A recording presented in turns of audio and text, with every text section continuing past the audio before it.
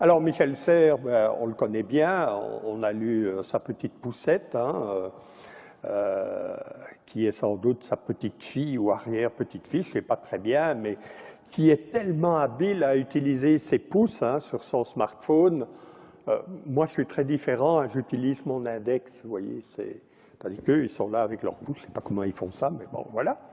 Et il parle de l'externalisation. On commence à rentrer un peu dans les classes inversées, hein. Et c'est un fait. On trouve des vidéos un peu sur tout. Un jour, un professeur m'a dit, mais tu sais Marcel, moi j'enseigne le troisième principe de la thermodynamique, l'entropie. On ne trouve rien sur Internet. Et mon gaillard. 10 minutes, on avait trouvé 4 vidéos de professeurs de Harvard, on avait trouvé des films avec des démonstrations expérimentales, des PowerPoint, des animations, des textes et tout. Oui, mais c'est peut-être pas juste ce qui est écrit là-dedans. Pourquoi dans les livres tout est juste? Dans mon discours tout est juste? Ben non, par rapport à n'importe quel écrit, trace, il faut y mettre son esprit critique. Et donc Michel Serres parle de cette externalisation, il dit, vous savez, ça rejoint un peu la parabole de Pharaon, là, hein, avec l'écriture, on ne devra plus retenir. Il dit, on n'a pas le cerveau vide, on a le cerveau libre.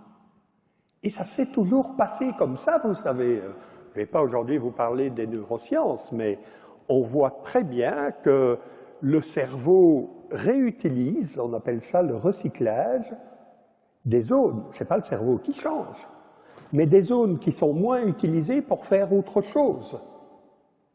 C'est quand même incroyable, hein? La lecture, c'est arrivé aux hommes il n'y a pas longtemps. Hein, apprendre à lire de manière générale dans la société. Eh ben, Stanislas Dehaene a montré, c'est un neuro-cérébro-physiologue, etc., ben, il a montré que le cerveau a récupéré des zones qui nous servaient à la latéralisation, la gauche, la droite. Est-ce que l'animal est en train de foncer vers moi, de là ou vers là?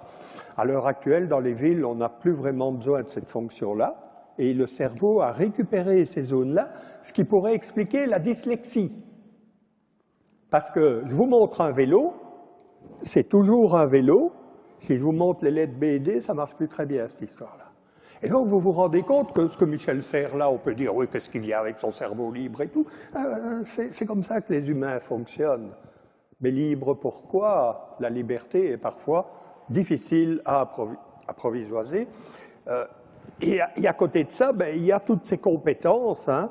Alors j'ai repris une image, il y en a des tas, mais vous voyez dans le cercle esprit critique, créativité, responsabilité sociale, citoyenneté, communication, alphabétisation numérique, apprentissage toute la vie durant. Ben oui, ça, on y est condamné de toute façon.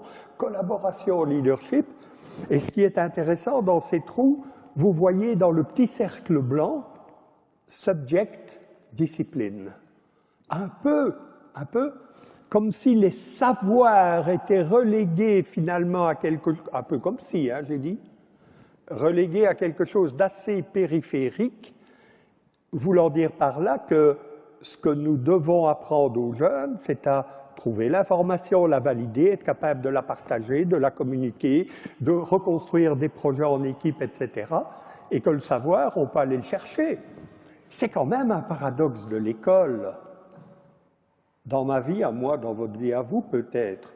Mais quand j'ai un problème, je reçois une circulaire du ministère ou j'ai une information de nature médicale, ou peu importe, je ne comprends pas tout, je vais voir sur Internet.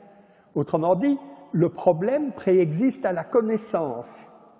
Et à l'école, nous continuons à dire « étudie la théorie d'abord », à quoi ça sert, monsieur? Tu verras plus tard, et à donner les exercices ensuite.